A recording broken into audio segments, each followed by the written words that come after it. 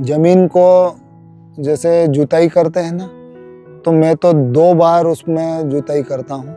गर्मी में, अप्रैल में जुताई करने के बाद में कुछ गोबर की खाद भी डालते हैं। 2 बार ऐसे कि एक बार जैसे जुताई कर देते हैं, कुछ नमी रहती है तो एक बार और जुताई कर देते हैं, फिर उसमें एक रोटावेटर चला के न भुरभुरी करके न वापस बेस सिस्टम बना के न वापस काटन लगा देते हैं। दूसरी एक चीज़ है कि जैसे फसल चक्र हर ज़मीन में, मैं तो फसल चक्र जो ज़मीन में आज मिर्ची आई है उसमें अगले साल और दूसरी फसल में मैं चेंज करता ही हूँ, क्योंकि उसमें फसल चक्र रहेगा तो उत्पादन हर फसल का ज़्यादा आएगा।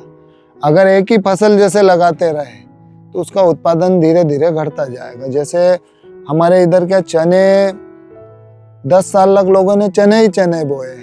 एक समय ऐसा आ गया है कि एकड़ का 1 कुंटल ही चना हुआ है, तो ये चीज़ आती है फिर सामने।